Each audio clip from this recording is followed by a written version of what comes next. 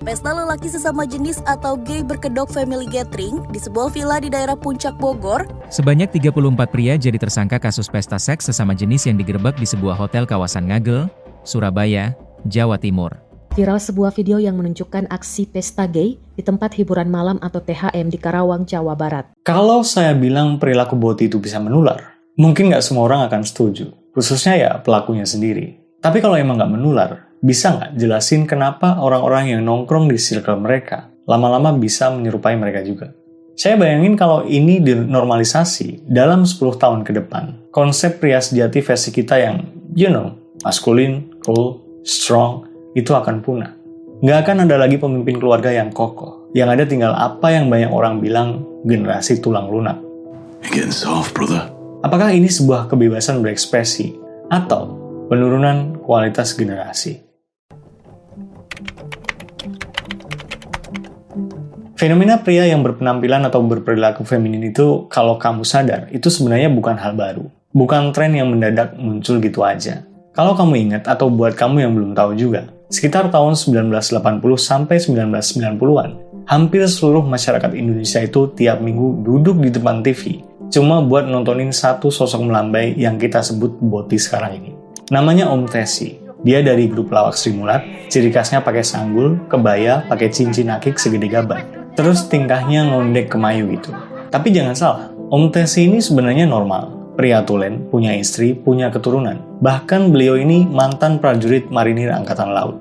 Apa yang beliau tunjukkan di layar kaca itu pure semata-mata cuma acting, sebatas hiburan aja. Nah, disinilah letak perbedaan besarnya dengan apa yang terjadi pada generasi sekarang, teman-teman sekalian.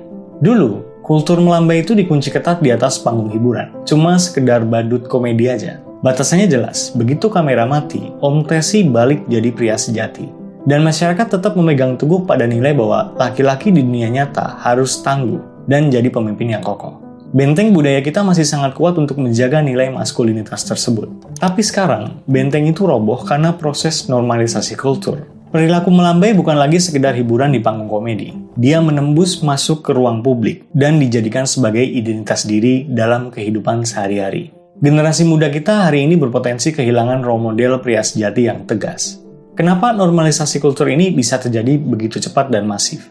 Jawabannya ada di pergeseran panggung dari rating televisi ke algoritma media sosial yang ada di tanganmu sekarang.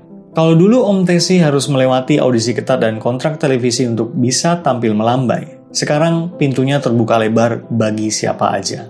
Para influencer boti ini nggak butuh TV, mereka bikin panggung mereka sendiri. Mereka tampil ekspresif, penuh energi, dan boom, viral. Dan seperti yang kita tahu, viral sama dengan cuan, endorsement kosmetik, banjir tawaran kerja, dan itu yang mengantarkan mereka jadi sukses secara finansial. Thanks to some of you. Kok gitu bang?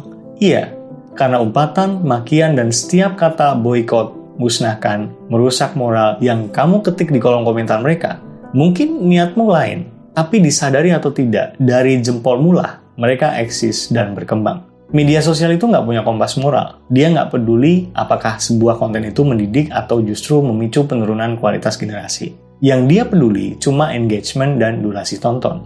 Ketika kamu nontonin video mereka, meskipun mungkin kamu nontonnya sambil mual, pusing, gangguan kehamilan dan janin, aplikasi tetap menganggap kalau kamu tertarik. Itu yang bikin video itu tersebar ke ratusan ribu remaja lainnya. Bagi generasi muda yang jiwanya masih dalam masa pencarian jati diri, fenomena ini mengirimkan sebuah pesan yang sangat berbahaya. Mereka melihatnya dengan menjadi pria melambai, ternyata bisa mendatangkan jalan pintas menuju popularitas, uang, dan validasi sosial tanpa perlu kerja keras. Gampangnya, pernah lihat band ngamen kan? Menurutmu kenapa band itu masih jadi band dan ngamen? Ya karena masih ada yang ngasih. Coba kalau semua kompak nggak usah ngasih, pasti berhenti mereka. Cari profesi lain, jadi band silver mungkin? Anyway, jadi kalau hari ini circle-circle boti makin menjamur di sekitar kita, itu bukan sekedar kebebasan berekspresi. Ada unsur pragmatisme ekonomisnya, di mana industri dan pasarnya justru dibentuk oleh rasa penasaran netizen. Apakah perilaku boti ini bisa menular? Kalau nanya bisa apa enggaknya, jawabannya bisa. Kalau ditanya pasti apa enggaknya, belum tentu. Tapi bukan nular yang kayak flu ya. Satu orang bersin terus orang lain bisa ikutan bersin. Bukan. Ini menularnya secara psikologis. Pada tahun 1961, ada seorang profesor psikologi namanya Albert Bandura. Dia bikin sebuah penelitian yang disebut eksperimen Bobo Doll. Di situ, anak-anak kecil diminta nonton video orang dewasa yang memukuli sebuah boneka besar secara agresif. Hasilnya bikin para peneliti ini kaget. Karena ketika anak-anak itu dimasukkan ke dalam ruangan yang sama dengan boneka tersebut, mereka langsung meniru persis setiap pukulan, tendangan, bahkan makian yang mereka tonton sebelumnya. Eksperimen ini jadi sangat legendaris yang kemudian disebut social learning theory. Ini menunjukkan bahwa manusia, terutama anak-anak dan remaja, mereka belajar tentang gimana cara berperilaku di dunia ini, itu melalui proses observasi, imitasi, dan modeling terhadap lingkungan sekitarnya. Sederhananya, kita adalah produk dari apa yang paling sering kita lihat. Kalau seorang anak laki-laki tumbuh di lingkungan yang didominasi oleh perempuan, di mana dia hanya bergaul dengan ibu dan kakak-kakak perempuannya, secara nggak sadar, otaknya akan mengadopsi gerakan tubuh, nada bicara, hingga cara merespons sesuatu dari figur-figur tersebut. Apakah ini pasti terjadi? Sekali lagi, kalau nanyanya pasti apa enggak, belum tentu. Karena masih banyak faktor lain yang mempengaruhi. Belum lagi di era media sosial kayak sekarang ini. Seseorang bisa ngabisin berjam-jam tiap hari nonton figur yang sama, dengerin cara bicara yang sama, ngelihat pola perilaku yang sama berulang-ulang. Semakin sering sebuah perilaku itu terpapar di hadapan kita, semakin familiar perilaku itu di pikiran kita. Dalam psikologi sosial, fenomena ini dikenal sebagai social conformity atau konformitas sosial. Manusia itu punya kecenderungan alami untuk menyesuaikan diri dengan kelompok tempat dia ingin diterima.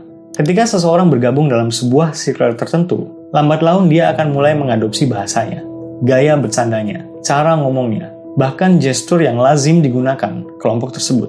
Sebagian terjadi secara sadar, sebagian lagi berlangsung tanpa disadari melalui proses imitasi sosial yang oleh para psikolog sering dikaitkan dengan chameleon effect atau efek bunglon. Tentu proses ini nggak terjadi dalam semalam. Perlahan, sedikit demi sedikit, sampai akhirnya sesuatu yang dulu kerasa aneh jadi biasa aja. Dan ketika sebuah perilaku itu udah dianggap biasa, manusia cenderung berhenti mempertanyakannya. Disitulah pengaruh lingkungan bekerja, bukan lewat paksaan, tapi lewat pembiasaan. Pergaulan dan konsumsi media itu memiliki kekuatan sosiologis yang sangat masif dalam menggeser perilaku seseorang. Seorang bijak pernah bilang, kamu adalah rata-rata dari 5 orang yang paling sering bersamamu. Kalau kamu sering nongkrong sama orang-orang sukses, ya besar kemungkinan kamu jadi sukses. Kalau kamu sering nongkrong sama orang-orang belok, ya besar kemungkinan kamu jadi belok. Tapi gimana dengan mereka yang ngerasa secara biologis belok sejak lahir? Bagaimana dengan mereka yang ngerasa dorongan itu udah ada di sana? Bahkan sebelum mereka tahu apa itu media sosial atau circle pertemanan. Apakah itu bisa dianggap wajar? Karena siapa juga yang bisa milih gimana kita lahir, kan? Kebanyakan orang akan cari jawabannya dengan mengacu ke dunia sains barat. Karena mereka dianggap modern dan kita bisa dapat jawaban yang jujur dan objektif. Gitu kan ya? Tapi gini teman-teman. Kalau kamu nyoba cari jawaban atas pertanyaan tadi dari literatur ilmiah modern buatan barat atau nanya ke AI, kamu nggak akan dapat jawaban yang lugas. Kamu akan disuguhi jawaban yang sangat diplomatis, penuh kehati-hatian dan muter-muter. Kenapa? Karena dunia sains barat sekarang ini penuh dengan kekhawatiran terhadap apa yang disebut political correctness dan ideologi humanisme. Sebagian kritikus berpendapat bahwa penelitian mengenai seksualitas dan gender saat ini itu nggak sepenuhnya bebas dari tekanan sosial maupun politik. Di sisi lain, banyak ilmuwan berargumen bahwa perubahan pandangan terhadap homoseksualitas itu terjadi karena akumulasi data ilmiah yang terus berkembang. Karena itu, perdebatan ini belum benar-benar selesai. Ada unsur sains, ada unsur budaya, ada juga unsur politik yang saling berinteraksi. Sains yang harusnya objektif tidak menutup kemungkinan bisa jadi sangat politis dan nggak jujur demi cari aman. Jadi, ada buku sains populer judulnya Sapiens, karya Yuval Noah Harari. Buku ini dikenal sangat jujur dan transparan. Di sana dijelaskan secara gamblang gimana perbedaan fisik, ras, hingga struktur genetika manusia terbentuk. Sains membuktikan bahwa secara biologis manusia tidak dilahirkan sama dan setara. Manusia dilahirkan dengan kode genetik, fisik, dan evolusi yang beda-beda. Tapi, ilmuwan barat modern seringkali berusaha menyembunyikan perbedaan-perbedaan biologis ini demi menjaga narasi bahwa semua manusia itu sama dan setara dalam segala hal. Mereka takut kalau fakta biologi diungkap secara jujur, itu akan membenarkan rasisme atau diskriminasi. Ketakutan inilah yang akhirnya melahirkan standar ganda yang luar biasa membingungkan. Contohnya gini, ada sebuah perdebatan antara kaum feminis radikal dan kelompok pro-LGBT di barat sana. Ketika kamu nanya ke kalangan feminis tentang karakteristik gender, misalnya, kenapa perempuan lebih lembut atau emosional, dan kenapa pria lebih dominan, mereka akan menjawab dengan tegas, oh, itu semua murni karena konstruksi sosial. Itu hasil didikan lingkungan, bukan karena dorongan biologi. Fine, kita akan pegang argumen itu, oke? Kalau karakteristik gender itu cuma konstruksi sosial yang dibentuk oleh lingkungan, berarti dengan menggunakan logika yang sama, seorang pria yang terlanjur melambai atau boti seharusnya bisa dididik ulang secara sosial agar kembali jadi kuat, tegas, dan maskulin. Betul? Tapi coba kamu tanyakan hal yang sama ke kelompok pro-LGBT. Jawaban mereka bisa berbalik arah atau bahkan menyerang pemikiran itu.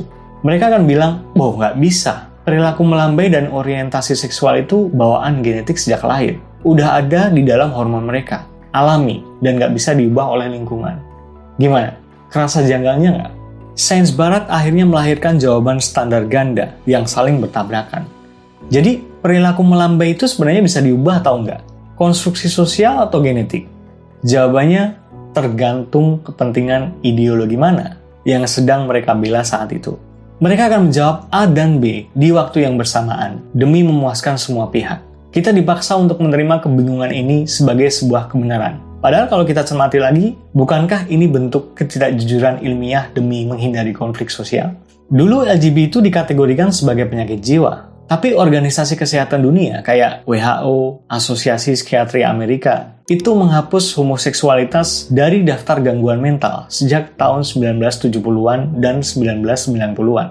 Pertanyaannya, based on apa yang udah kita bahas, apakah ini bisa dipercaya? Persis kalimatnya ada, ini adalah masih sebuah gangguan. Apa? Gangguan, Pak. Gangguan apa? Gangguan jiwa. Terus gimana, Bang? Gimana pandangan lu pribadi soal fenomena ini? Well, kalau kita singkirin semua perdebatan kepentingan yang ada di barat itu, lalu kita kembalikan argumen ini ke dasar sains yang paling murni, jawabannya sebenarnya simpel aja. Saya akan condong ke sudut pandang biologi paling dasar. Law of nature-nya kenapa manusia diciptakan berpasangan. Secara genetika dan evolusi, setiap makhluk hidup membawa dorongan biologis yang pada akhirnya berkaitan dengan kelangsungan spesiesnya. Pada manusia, hubungan heteroseksual itu pola reproduktif utama yang memungkinkan lahirnya generasi berikutnya. Karena itu, saya pribadi memandang hubungan heteroseksual sebagai pola biologis mayoritas atau norma biologis manusia. Gampangnya, kenapa manusia itu diciptakan sebagai Adam dan Hawa, bukan Adam dan Anton? Tujuannya ya satu, reproduksi. Buat apa reproduksi itu? Biar nggak punah. Itu adalah hukum alam yang mutlak. Karena itu, ketika seseorang mengalami kondisi psikologis kayak dysphoria gender, di mana ada ketidakselarasan antara identitas gender dengan jenis kelamin biologisnya sejak lahir, which is itu yang bikin perilakunya berubah total sampai orientasinya nggak lagi mengarah pada fungsi reproduksi. Ya, kita harus berani jujur mengakui kalau itu adalah sebuah penyimpangan atau kelainan sistem. Kita nggak perlu memperhalusnya dengan istilah-istilah gaul demi terlihat keren atau modern. Gender fluid, spektrum, apalah itu. Kelainan ya kelainan, homo ya homo, lesbi ya lesbi. Tapi gini, walaupun secara biologis itu diakui sebagai sebuah penyimpangan, apakah itu berarti kita berhak untuk memperlakukan mereka secara nggak manusiawi? Kalau menurut saya sih, kehidupan bermasyarakat nggak berjalan sesimpel itu. Ada perbedaan antara aktivitas seksual dan orientasi seksual. Orientasi seksual adalah tentang kepada siapa dorongan atau ketertarikan itu muncul. Dan dalam kasus ini, itu adalah kondisi psikologis internal yang ada di dalam kepala mereka. Kamu nggak bisa ngelarang seorang perjaka yang dia emang sukanya dan hanya akan tertarik sama janda anak 3. Mau kamu jelasin untung ruginya pakai paparan PowerPoint 70 slide juga nggak akan digubris. Orang suka mau gimana? Itu orientasi seksual. Nggak ada yang bisa maksain. Sedangkan aktivitas seksual adalah tindakan nyatanya atau perbuatan seksual yang dilakukan secara fisik. Kalau si perjaka tadi udah ngajak jalan, ngasih uang belanja dan kawin, itu aktivitasnya. Nah, balik ke perbotian lagi. Selama mereka nggak melakukan aktivitas seksualnya, artinya mereka nggak mempertontonkan tindakan asusila di ruang publik, nggak melanggar hukum, nggak memaksakan agenda mereka ke orang lain, maka menurut saya, Mereka sama sekali nggak merugikan siapapun secara sosial. Dorongan di dalam kepala mereka itu kita nggak bisa campur tangan.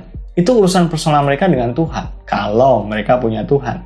Ini sedikit ngomongin agama ya, biar agak komprehensif.